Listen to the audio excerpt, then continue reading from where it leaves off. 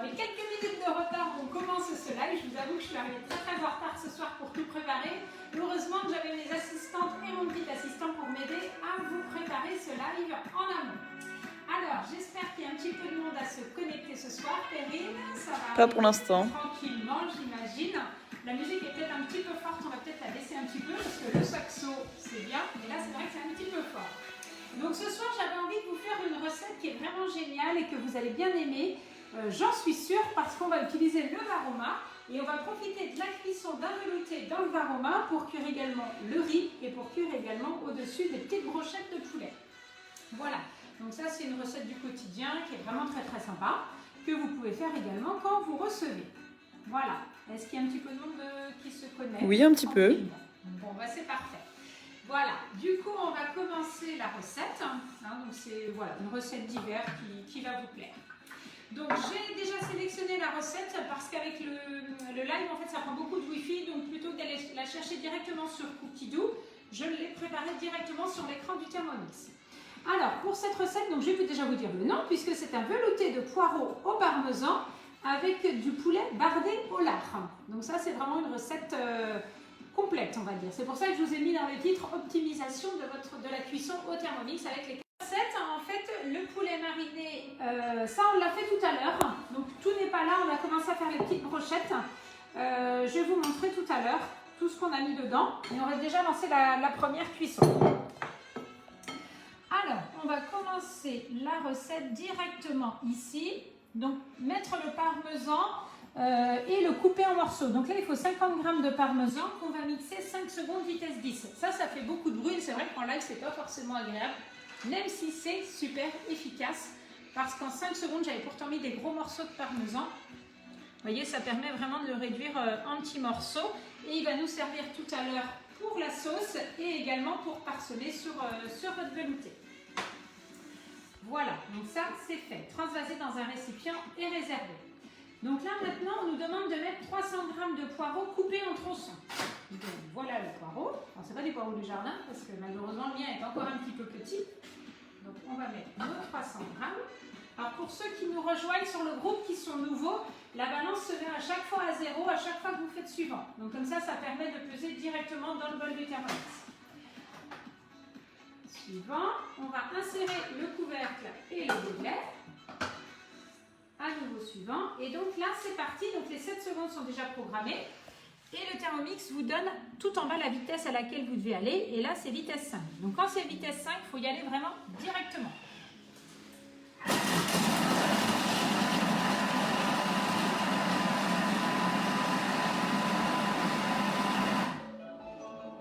Il sonne pour nous prévenir que c'est terminé. Donc là, vous faites suivant et regardez-moi ce résultat. Donc ça, c'est vraiment génial pour faire toutes vos brunoises.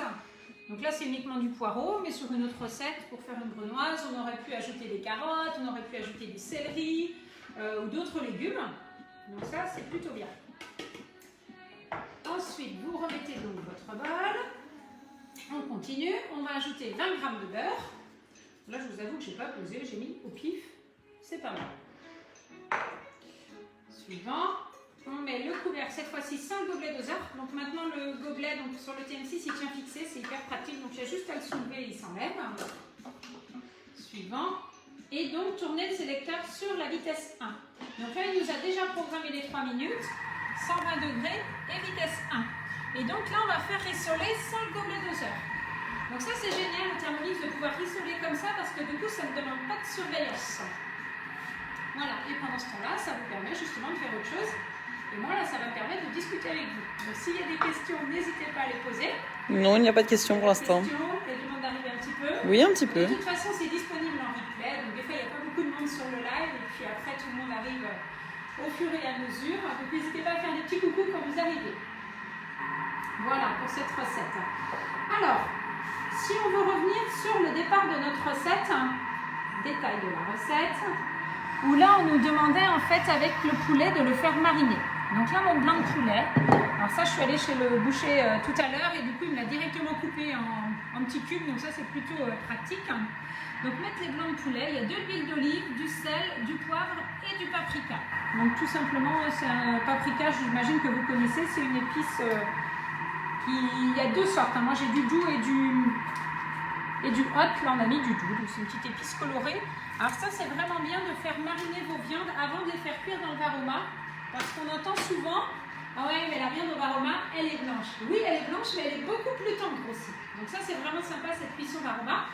Et du coup, le fait de la faire mariner comme ça, du coup, on oublie le fait qu'elle soit blanche. Et c'est vrai que côté visuel, c'est beaucoup plus appétissant. Surtout quand vous avez l'habitude de faire revenir vos viandes où elles vont se colorer un petit peu.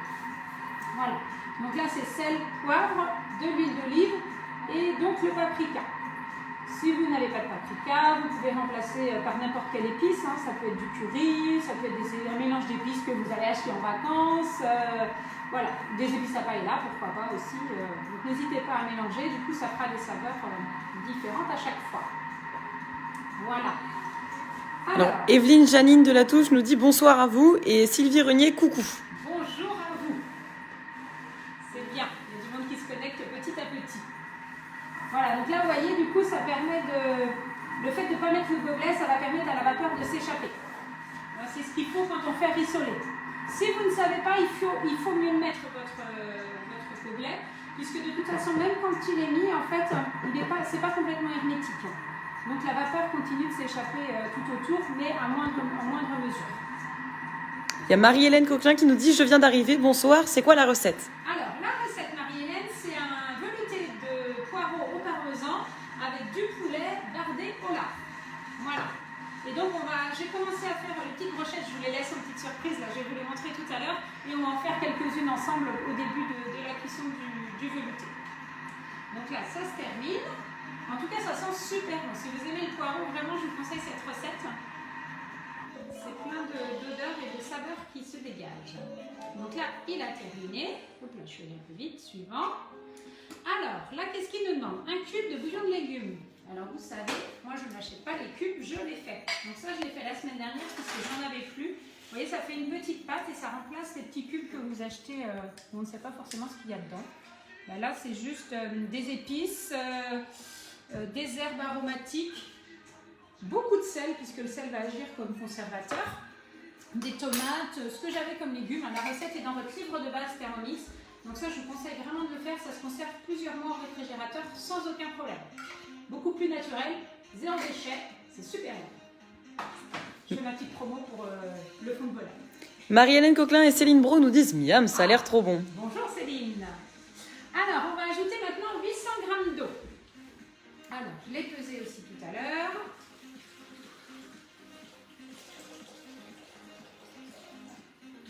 Normalement, je vais pas trop mal. Bon, il m'en manque un petit peu. Hop.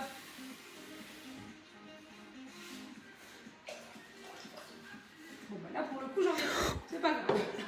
Voilà pourquoi j'aime bien peser. Forcément, je ne regarde pas. Quand vous êtes en face de votre Thermomix, c'est beaucoup plus facile. Une pincée de poivre. Voilà. On continue. Insérer le couvercle sans gobelet des heures.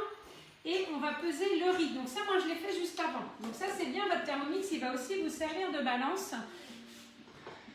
Voilà, peser le riz et le rincer sous l'eau froide. Donc ça, je l'ai fait avant. Vous voyez, c'est important de bien rincer votre riz pour enlever l'amidon. Normalement, il doit être propre. Enfin, propre. Bien rincé quand ça fait plus du tout de blanc, en fait. Hein. Voilà. Et donc, insérer le couvercle et le gobelet doseur. Et on va mettre en place après le varoma. Donc, votre panier cuisson, j'ai passé un peu vite. Donc, puis insérer le panier cuisson. Donc, on va le mettre dedans. Comme ça, le riz va tremper dans l'eau qui est en dessous. Et c'est ça qui va faire qu'on va avoir une cuisson qui va être homogène. On remet le couvercle. Suivant, insérer le couvercle sans gobelet doseur et mettre en place le varoma. Donc, dans votre varoma, au début de la recette, il vous a demandé de faire ceci. Ce que j'ai fait un petit peu avant pour vous montrer, donc c'est de barder en fait vos morceaux de poulet. Donc là, j'ai fait des petites brochettes. J'en ai fait quelques-unes, vous voyez, avec le blanc de poulet.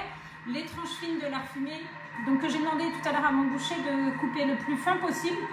C'est très bien, là, elles sont vraiment fines. Et puis, il me restait des petites tomates cerises jaunes du jardin, donc je les ai mises dessus. Et j'en ai fait quelques-unes avec des petits morceaux de champignons. Voilà. Donc ça, c'est assez simple. Il m'en reste quelques-unes qu'on va pouvoir faire ensemble. Alors, mon couteau. Est-ce qu'il y en a qui ont déjà fait cette recette? couteau qui coupe pas très bien. Voilà. Sophie Samuel Sauvager te dit bonjour Nathalie. Bonjour Sophie. Peut-être que Sophie fait la recette en même temps parce qu'elle vient de recevoir son Thermomix. Il a carburé toute la semaine, elle a mis plein de photos, trop bien. Sophie qui est passée du TM5 au TM6. Je vais prendre avec ça, c'est mieux quand même. Voilà. Vous les enroulez. C'est un peu comme si vous faisiez les... Tiens, on aurait pu mettre des pruneaux aussi, je suis en train de penser, ça aurait pu être sympa. Quand on fait les pruneaux comme ça enroulés de lard à l'apéro, c'est super sympa. Ben là, vous voyez, vous le faites avec de la gomme. Alors pourquoi pas aussi servir ça en apéro ou dans les petites piques. Voilà. Marie-Hélène dit bienvenue à Sophie dans la 6e dimension. Bien vu ça, sympa la 6e dimension. Hop. Alors je vais manquer un petit peu de lard, mais c'est pas grave, on va les mettre à cuire comme ça. Et après, donc on peut les mettre sur les petites brochettes. Alors du coup, en fait, normalement, ça sert à faire au début. Ça, c'est quelque chose que je voulais aussi vous montrer, c'est que des fois, quand vous êtes pressé, vous pouvez aussi commencer votre recette. Le temps que la vapeur arrive au-dessus, ça vous laisse du temps. Là, j'ai pas encore de vapeur à s'échapper du gobelet, pardon. Donc du coup, vous pouvez attendre au dernier moment à faire vos petites brochettes. Et on peut en mettre aussi, je voulais vous montrer, sur le petit en bois. On change de caméraman, mais on n'avait rien vu. Ça a été la discrétion assurée. Et c'est Léonie qui prend le relais. Bonjour tout le monde. C'est vrai qu'à chaque fois, tous les derniers lives, là, il y a eu un changement de caméraman à chaque fois. Alors, hop. Donc celles-là, j'ai plus de lard, donc c'est pas grave, on va les mettre comme ça, elles sont bien marinées, donc c'est pas très grave. Hop.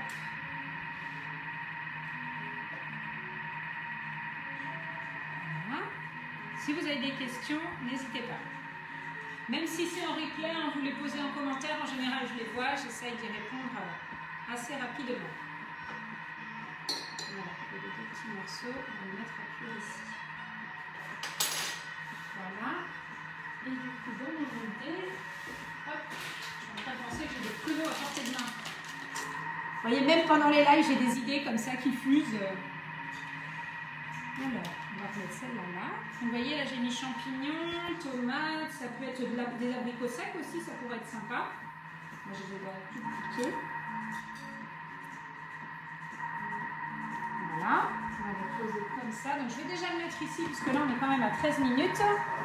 Et je vais ajouter les autres après. Donc je mets quand même, voilà, donc les petites brochettes sont là. Je mets quand même mon plateau. J'ai pas eu le temps de préparer quelque chose à mettre dessus. Vous pourriez très bien ajouter des légumes coupés en tagliatelle ou autre chose dessus. Là, je vous avoue que j'étais un petit peu en retard, donc j'ai pas eu le temps de préparer quelque chose, mais ça pourrait très bien fonctionner. Et du coup, qu'est-ce que je voulais vous dire? Ah oui, je mets quand même le plateau parce qu'en fait, ça va permettre à la vapeur de bien rester emmagasinée dans la partie basse du varoma. Et du coup, de mieux cuire. Voilà, j'avais fait des brochettes, je les renlève, voilà. On adapte, on les met au fur et à mesure, et les 3 petites dernières, allez, on va les mettre comme ça. Et je vais les mettre au-dessus, comme ça on va voir si elles cuisent au-dessus aussi, ça fera le test si vous voulez en mettre vraiment beaucoup. Voilà pour ça. J'ai mis de l'huile sur mon varoma. Hop. Voilà, alors cette recette c'est 17 minutes au départ, c'est vrai que je n'ai pas pensé à vous le dire tout à l'heure, moi je trouve que c'est un petit peu juste une cuisson de velouté avec en plus un varoma bien chargé sur 17 minutes, donc moi ce que je vous conseille c'est de passer à 20 minutes. Vous pouvez le faire dès le départ, là j'ai oublié de le faire donc c'est pas grave, on va revenir ici et donc on va ajouter directement nos 3 minutes ici. Voilà, on va repasser à 14 minutes, c'est bon. Hein, voilà, donc ça c'est important, les 17 minutes qui sont sur la recette, c'est trop juste, donc voilà, mettez les 20 minutes. Pareil, si vous chargez vraiment votre varoma, c'est possible aussi que ce ne soit pas tout à fait cuit. Donc vous les retournez, vous prolongez 3-4 minutes, c'est pas gênant pour votre riz qui est en dessous. Hein. Vous sortez votre riz et vous finissez de cuire avec ce qui reste de varoma. De poireaux, pardon. Excusez. Voilà pour ça. Alors, donc ça c'était bon. C'est pareil, quand vous voulez anticiper une recette, vous avez les 3 petits points ici. Et vous avez le détail de la recette. Donc comme ça, vous pouvez aller voir ce qu'on vient de faire là. Hein, c'était bien expliqué au début. De les mettre dans une tranche de lard et de mettre les mini brochettes dans le varoma saupoudré d'herbes de Provence. Ça, je n'ai pas fait. Comme quoi, c'est toujours important de lire toute la recette. Allez, hop, ça va donner... Ah, mais c'est vrai que ça donne de la couleur. C'est comme sur les champignons. Voilà. Nickel. Les herbes que j'avais achetées en Provence. Non, pas en Provence, mais en vacances. Je ne sais plus où elles viennent. Voilà.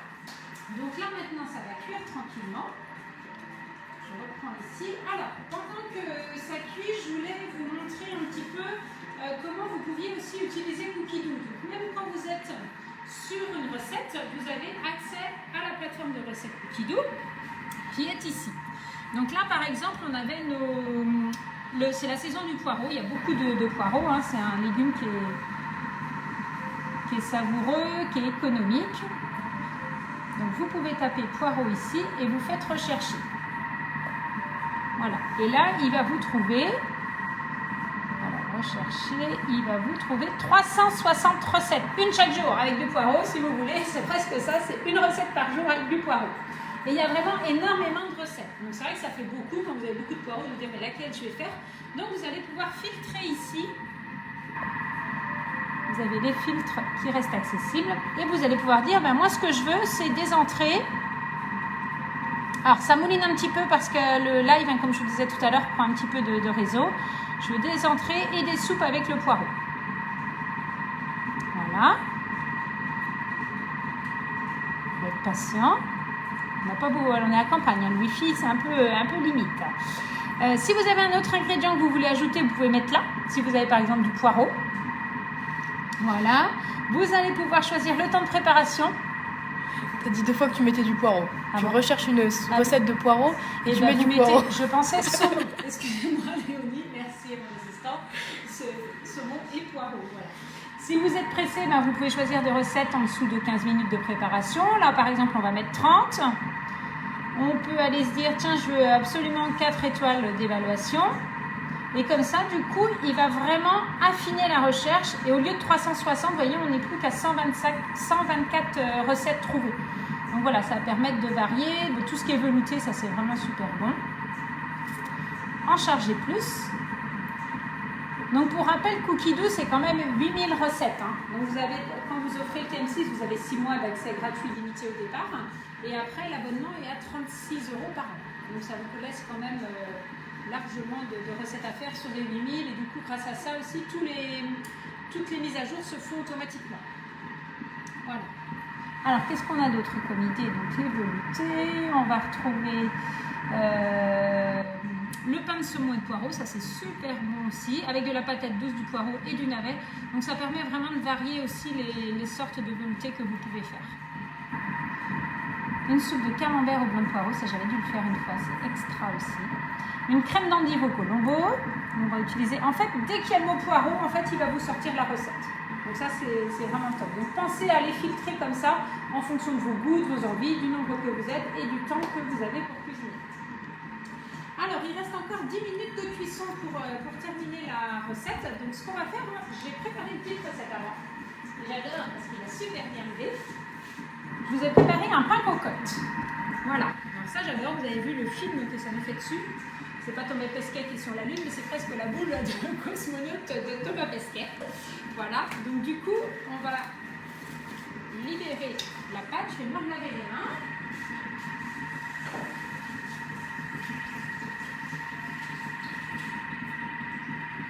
Alors le pain cocotte, c'est une recette qui est vraiment géniale. Quand vous n'avez pas le temps d'aller à la boulangerie, quand vous êtes pressé, vous voulez faire votre propre pain, c'est vrai que c'est une recette qui est super bien. Donc on va aller chercher toute la pâte. Voilà.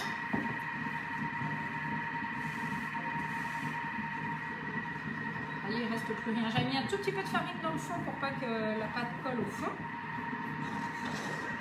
Voilà. Et donc là, vous la laissez en boule. Et là, ce qui est super important, c'est de bien chasser l'air. Donc vous appuyez de façon énergique sur la pâte pour enlever vraiment un maximum d'air. Souvent, c'est là où vous faites souvent l'erreur de dire oh là là, ma pâte elle a super bien gonflé, bah, du coup je vais la laisser comme ça, je vais juste l'aplatir avec le bout des doigts, comme ça elle va bien gonfler. En fait, c'est une fausse idée parce que votre pâte elle retombe et du coup bah, elle lève moins et là vous allez avoir un pain qui est beaucoup plus dense. Donc c'est vraiment important de bien chasser l'air à cette étape-là. Est-ce qu'il y en a qui ont déjà fait le pain cocotte ou qui le font de temps en temps?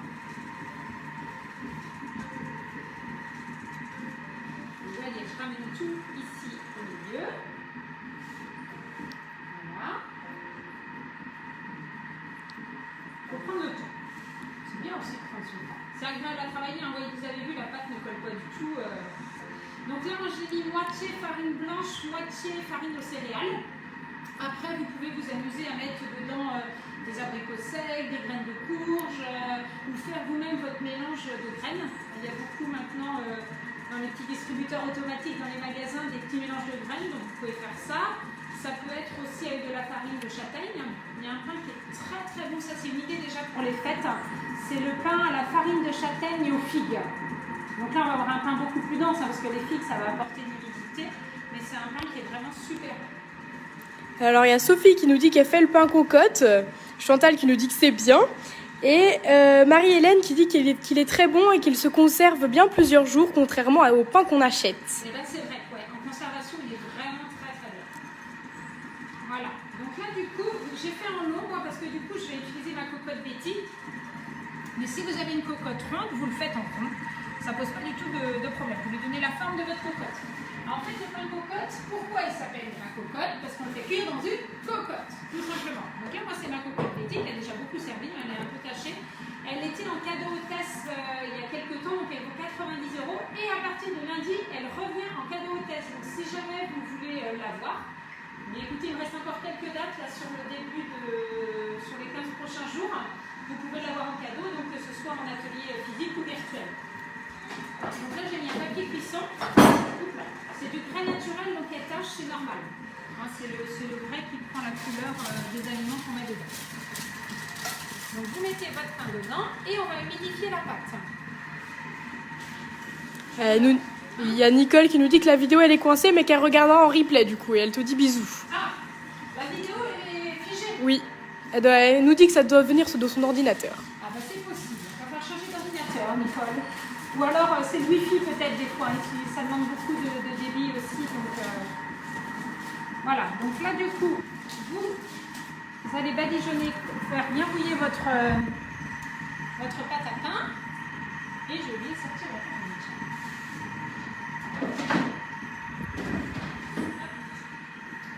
farine. Chantal nous dit aussi que ça bloque. Moi aussi ça a bogué mais ça revient, Laetitia. Alors, Paul, est-ce que tu as coupé ton wifi? Oui. Non. Et l'imprimante peut-être? Oui, elle est coupée aussi. Ouais, je sais pas, il y a des fois où ça ne...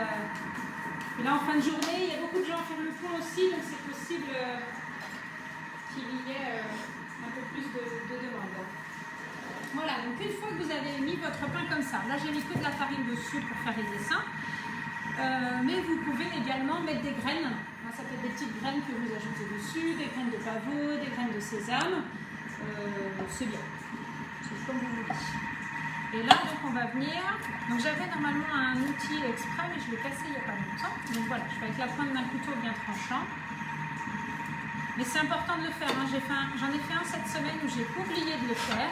Et c'est vrai qu'il a beaucoup moins levé. N'est-ce pas? C'est exact. C'est un peu raplapla. Donc, et moi, j'aime bien la petite astuce aussi, c'est de mettre d'abord la farine et de faire les petits traits après. Comme ça, quand votre pain il gonfle, bah, du coup ça s'écarte et là ça fait vraiment une jolie couleur et dorure à votre pain. Il y a Laetitia qui nous dit on vient manger à quelle heure? Ah bah, quand tu veux, pas de problème. Et après Céline nous met en Mayenne ça marche du tonnerre. Ah bah voilà, comme quoi les Mayennais, hein. Donc voilà, donc la cocotte on va enfourner à four froid. Le pain cocotte, l'objectif c'est pas de le mettre dans un four chaud, c'est vraiment de le mettre à four froid, puisque pendant que votre four va monter en température, c'est là où votre pain il va regonfler une deuxième fois, qu'il va faire sa deuxième pousse. Donc là, je voulais vous en faire un avant pour vous montrer le résultat, mais j'ai pas eu le temps non plus, désolée, avec l'offre qu'il y a, j'ai pas eu le temps. J'ai été beaucoup sollicitée par tous vos appels, ce qui est très bien d'ailleurs. Mais du coup, je vous montrerai une photo du résultat. Donc on enfourne en four froid, il faut juste que votre cocotte, elle supporte bien 230 degrés, ça c'est important. Les cocottes en fonte, ça marche. Les cocottes en pyrex transparent, c'est bien aussi.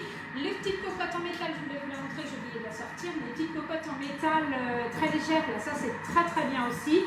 Les cocottes Tupperware, voilà, je fais un peu de la pub, elles sont bien aussi, mais attention, le four, il faut le mettre beaucoup moins chaud. Donc voilà, moi, je préfère des cocottes qui ne prennent rien.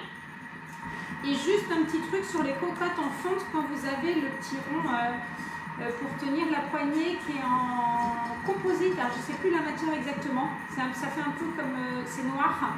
Du coup, il faut démonter votre cocotte. Donc faites un petit peu de bricolage, vous déverrouillez dessous votre poignée, parce qu'en fait, vu qu'on chauffe à 230 degrés, ça a tendance à la faire cloquer, voire à la faire fondre.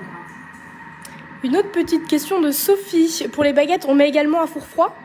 Alors non, les baguettes, on enfourne à four chaud. Là, on enfourne à four froid parce que c'est le pain cocotte. Baguettes, il faut les laisser lever une deuxième fois, et souvent, on vous demande de jeter de l'eau sur la plaque, sur le lèche frite en dessous. Mais ça pourrait être une autre idée pour un live, ça, tiens. Quand il y a du temps de cuisson comme ça permet de vous montrer d'autres recettes. Donc là, je mets mon four à 230 degrés.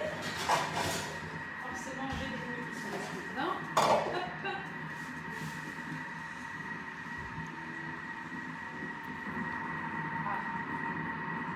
Je reviens. On se four. Voilà. Hop. Les plaques par terre, pour ça elles sont en place, et j'enfourne. Nicole, tout à l'heure, nous a dit que ça buguait, donc elle dit vive la Mayenne alors. Forcément, c'est sa filleule qui dit ça, donc je suis sûre que si c'est la Nicole à laquelle je pense. Oui, c'est la Nicole à laquelle tu penses. Trop facile. Bon, on ira, Nicole, tu iras voir les lives chez Céline, comme ça, du coup, tu n'auras pas de soucis de réseau. Est-ce qu'il y a des questions? Non, il y a juste Sophie qui nous dit ok pour les baguettes, c'est ce que je faisais. Voilà, c'est ça, exactement. C'est parfait. Pareil, un levure, donc le pain cocotte, en fait, au Thermomix, c'est juste de la levure fraîche. Moi, je vous conseille la levure fraîche de boulanger. Alors, pour ceux qui n'ont pas l'habitude de l'utiliser, c'est un petit cube. On va avoir un ici. Voilà. C'est des petits cubes comme ça, donc selon la marque, soit ils sont bleus et blancs, il y en a couleur or, il y en a d'autres de d'autres marques. Là, c'est un cube de 42 grammes, donc la moitié, ça suffit pour 500 grammes de farine. Donc l'eau, la levure et votre farine et du sel. N'oubliez pas le sel, sinon vous faites un pain sans sel. Et là, je vous assure qu'à la première bouchée, vous vous dites « Ah, j'ai oublié le sel !» Donc très important. Pétrissage 4 minutes en Thermomix. Et puis après, vous laissez gonfler, soit dans votre bol, soit dans un saladier comme on l'a fait. En temps, c'est toujours difficile de vous dire qu'il faut que ça lève 1 heure. Il faut que la pâte ait double de volume, tout simplement. Alors ça, c'est ce qu'il y a à retenir en fait. Voilà. Est-ce qu'il y a d'autres questions? Non, pas de questions. Les offres du moment. Donc là, vous avez encore ce soir, samedi, bon, peut-être dimanche. L'offre du moment, c'est le 2e bol. Donc ça, c'est une offre anniversaire qui est incroyable. Vous ne l'avez jamais fait sur le TM6, donc vous recevez en cadeau pour tout achat du TM6 un 2e bol complet comme ça. Donc ça cartonne, c'est vrai que ça plaît beaucoup. Beaucoup de personnes ont anticipé leur commande de Noël aussi, pour se faire plaisir ou pour faire plaisir, puisqu'il y en a qui offrent le Thermomix aussi. Donc voilà, profitez-en, c'est jusqu'à dimanche soir.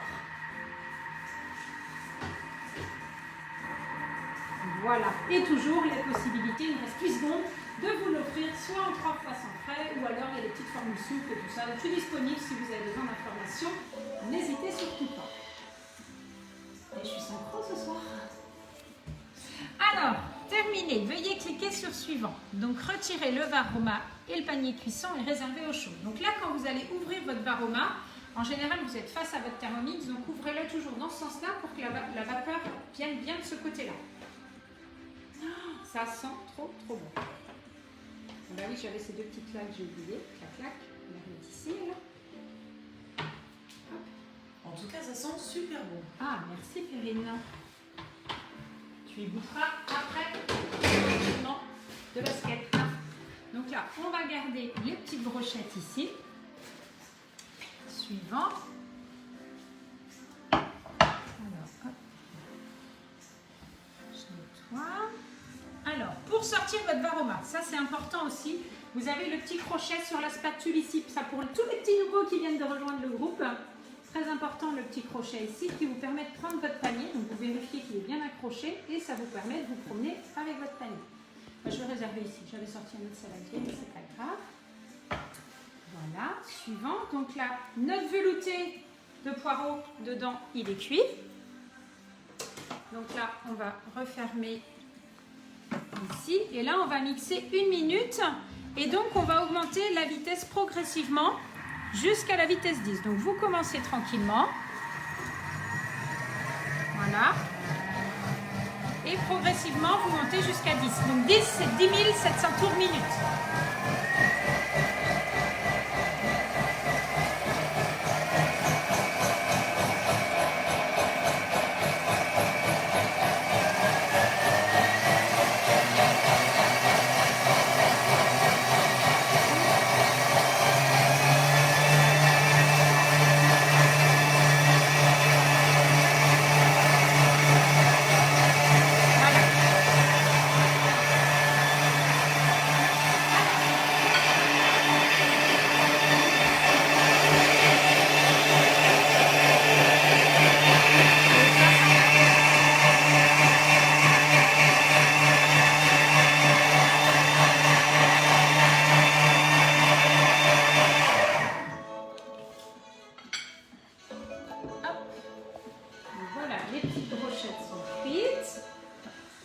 Le poireau aussi.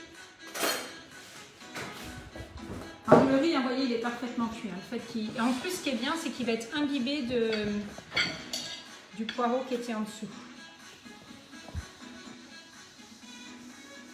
Donc là, je vous fais une petite assiette de présentation. Bon, alors moi, je ne suis pas très forte dans les petits trucs super bien présentés. Là, j'essaye de m'appliquer quand même. Donc ça, c'est bien. Vous avez vraiment tout en un dans cette recette. Le petit poussoir. Et attention, est-ce que ça va tenir? Ça, ce serait bien le coup? Non, ça va. Ouais, super!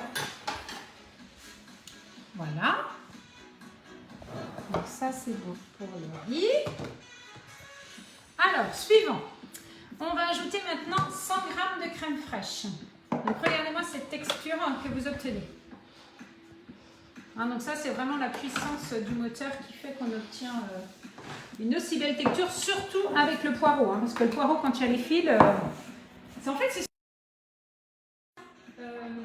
même pas les soupes, c'est parce qu'il y a des fils. Alors qu'au Thermomix, au final, il n'y a pas les fils. Ah, j'avais pas mis ma balance à 0, je crois. Donc là, en fait, elle s'est pas remise à 0 parce que j'ai fait suivant et j'ai enlevé mon couvercle après. J'ai pris de la bonne crème fraîche, donc je vais mettre un petit peu moins, hein, parce que c'est de la crème fraîche de Normandie, d'Isigny, donc elle est bien riche celle-là, donc voilà, je vais mettre un petit peu moins. On continue, le parmesan qu'on a râpé tout à l'heure, donc les 20 grammes. Voilà. On continue encore, insérer le couvercle et le gobelet, et là on va juste remélanger 10 secondes vitesse 3. Là, on n'a pas besoin de remélanger beaucoup plus fort, puisque tout est déjà bien mixé. Là, c'est vraiment pour mélanger la crème fraîche et le parmesan dedans. Donc, ça suffit largement. Voilà. Alors, ensuite, transvaser dans une soupière en laissant suffisamment de velouté dans le bol, à la hauteur des couteaux, pour réaliser la sauce. Donc là, on ne va pas manger tout le velouté, on va en garder une partie pour faire la sauce. Voilà. Alors, comme nous, on ne va pas manger tout à l'heure, d'où l'utilité d'un deuxième bol. Je vais utiliser mon deuxième bol et je vais en garder, je vais remettre un fond ici, donc jusqu'à la hauteur des couteaux en fait, donc je vais vous montrer. Voilà. L'odeur, franchement, j'adore. Ça sent super bon. Si vous pouvez vous passer l'odeur par la caméra, ce serait bon. Vous voyez, donc j'en garde juste un petit peu pour faire ma sauce ici. Voilà. Remettre le bol sur le socle. et servir le velouté chaud. Une fois le service de velouté terminé, 3 petits points, vous voyez, il vous dit tout ce qu'il y a à faire, c'est quand même génial. Ajoutez 20 g de moutarde. Alors, on va mettre. Alors là, j'ai pris de la moutarde classique, mais ça peut être de la moutarde à l'ancienne si vous voulez donner un petit peu de couleur aussi. Ces petits pots-là, j'ai pas le droit de dire de la pub, enfin je fais ce que je veux, mais ils sont super pratiques. Vous gardez le petit couvercle et ils peuvent vous servir de pot à yaourt. Ça, je vous l'avais déjà partagé sur le groupe. Ils sont super jolis. Souvent, on a tendance à acheter la capsule alors qu'en fait, le petit autocollant se décolle très très bien dessus. Et vous vous en servez soit comme petite verrine, soit pour mettre vos crèmes dessert et vos yaourts. Petite idée, on passe.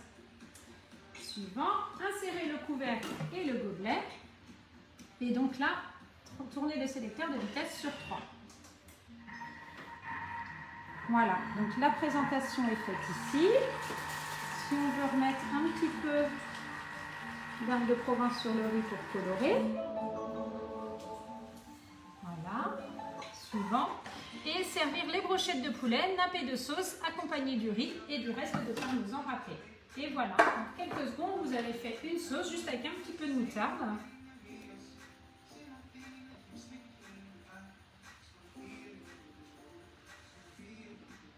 Voilà. Et c'est prêt. Et donc, vous allez pouvoir avoir votre velouté à côté.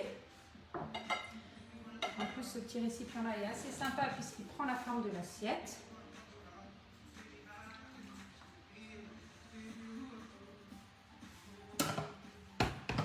Regardez-moi ça, si c'est pas joli. Et donc, le parmesan, on peut en mettre un petit peu sur le velouté, un petit peu sur le riz. Et voilà. Eh bien, écoutez, je trouve que c'est pas mal. Et le pain qui est au four, donc je vous montrerai tout à l'heure le résultat. Voilà, j'espère que cette recette vous plaît. Ah bah oui, il y a beaucoup de commentaires qui nous disent ça donne envie de refaire. Ouais. Et qui vont le faire très vite. Super bon. Donc si vous n'avez pas les petites tomates et tout ça, c'est pas grave. C'était pour vous montrer des exemples de présentation. Ça peut être tomates, pruneaux ou juste vos petites brochettes toutes simples comme j'ai fait là. Une avec du lard, l'autre sans lard. On peut remplacer le lard fumé par du bacon aussi. Ça peut être sympa. Donc voilà. Mais écoutez, si... Pas de questions. Il n'y a pas de questions. Donc voilà, je suis disponible si vous voulez faire les ateliers. Si vous avez la moindre question, n'hésitez pas à m'appeler. Si je ne vous ai pas répondu, relancez-moi. En général, je réponds à tout le monde, mais si jamais j'ai oublié, écoutez, excusez-moi et recontactez-moi, n'hésitez surtout pas. En tout cas, c'était un plaisir d'échanger avec vous sur ce nouveau live. Et puis tous ceux qui sont en replay peuvent également poser leurs questions, je vous répondrai dans les commentaires. Je vous souhaite à tous un très très bon week-end et puis écoutez, je vous dis à très bientôt, pourquoi pas pour un nouveau live. À très bientôt.